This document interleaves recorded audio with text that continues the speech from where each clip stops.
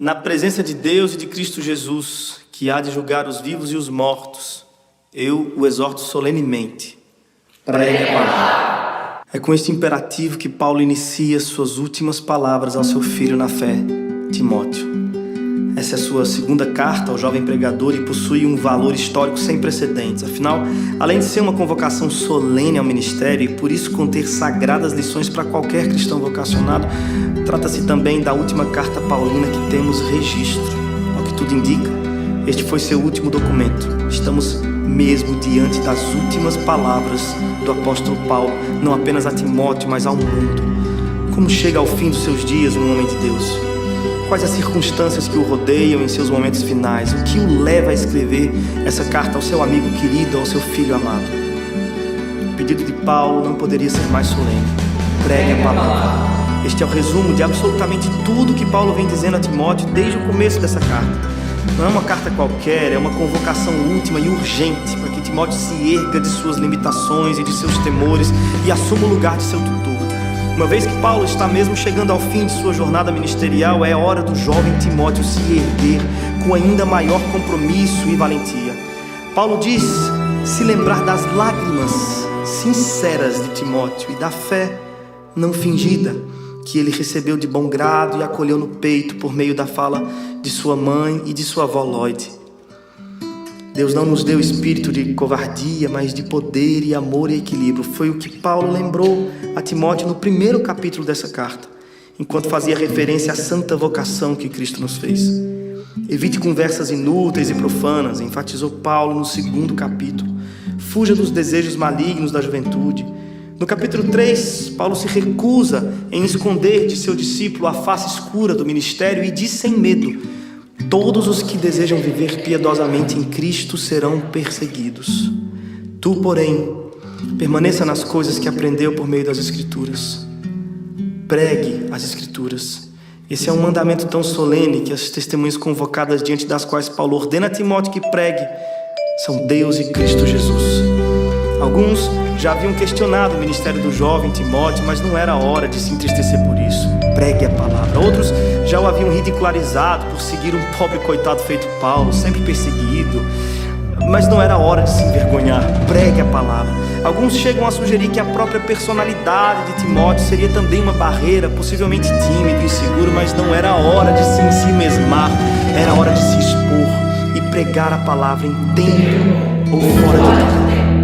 E é como se Deus segredasse ao ouvido de Paulo sobre os dias que viriam, os dias de hoje. E aí Paulo vai dizer: Timóteo, vai chegar o tempo em que não suportarão a sã doutrina. A verdade causará coceira nos ouvidos. As pessoas vão atrás de pregações inofensivas, vão configurar pregadores que lhes afaguem o ego, que trocam infeliz a dura verdade pela suave mentira. Fábulas e mitos podem emocionar, mas são incapazes de nos salvar eternamente. E é por isso que Paulo insiste: Timóteo, eles podem, você não. Seja sóbrio, prega o verdadeiro evangelho e vem sofrer comigo, feito um soldado nas trincheiras de uma guerra. O abandono em massa do evangelho e o fracasso coletivo de boa parte dos primeiros convertidos não eram as únicas razões pelas quais Timóteo deveria se posicionar em favor de Cristo, assumindo sua vocação. Outra razão, oferecida por Paulo, era sua morte iminente, ou como ele gostava de figurar, sua oferta de libação. Os rituais de sacrifício praticados no Velho Testamento incluíam essa tal oferta de libação, que seria o momento em que o altar sobre o qual os animais eram sacrificados seria lavado por algum líquido, geralmente vinho ou óleo. O aroma perfumado destes líquidos denunciava que já estava chegando no fim da cerimônia. Essa foi a figura usada por Paulo para descrever sua morte. Ele não desenha essa tela com cores densas, escuras, mas com o vivo vermelho de um vinho sendo aspergido. Não tem cheiro de medo ou luto. Sua morte tem cheiro de vida e festa. As rimas não são azedas e melancólicas, não. Sua morte rima com o doce do vinho. E este é precisamente o convite de Paulo a Timóteo: vem sofrer comigo.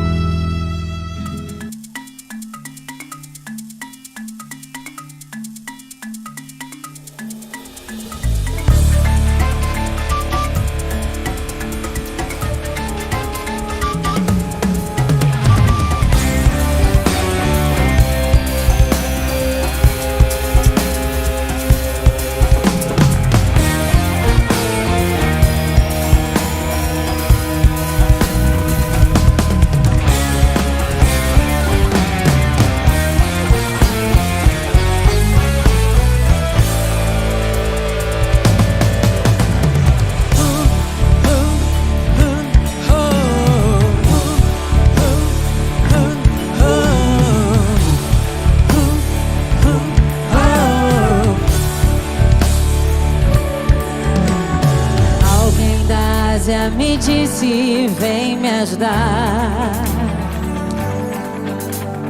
Posso vir à África pedir por socorro. Ruanda, Somália, Nigéria, clamando por um pouco de amor. Vou fazer tudo que eu posso fazer, eu vou. Tenho muito pra dar, eu vou.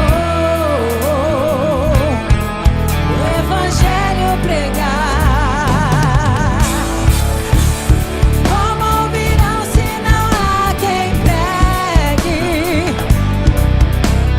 Como pregar se ninguém se dispõe a ir? Como crerão naqueles de quem nada ouviram? Eis-me aqui, eu vou. Eis-me aqui, Senhor. Eis-me aqui. Joga a mão pro alto comigo e vai. Eu vou, eu vou, eu vou, eu vou, eu vou, eu vou, eu vou. Eu vou, eu vou, eu vou, eu vou, eu vou, eu vou, eu vou. Vi um menino na Rússia olhar para o céu. El Salvador tá chorando por salvação. Romênia, Arábia Saudita, o Iraque esperam por nós. Colômbia, Indonésia, Albânia, pra China eu vou. Pelo chão do Brasil.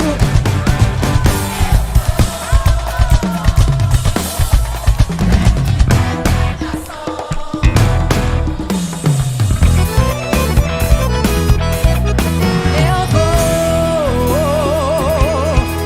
Deus me quer pras nações. Como ouvirão se não há quem pregue? Como pregar se ninguém se dispõe a ir? Como crerão naqueles de quem nada ouviram? Eis-me aqui, eu vou. Eis-me aqui, Senhor. Eis-me aqui. Eu vou, eu vou, eu vou, eu vou, eu vou, eu vou, eu vou. Eu vou, eu vou, eu vou, eu vou, eu vou, eu vou, eu vou.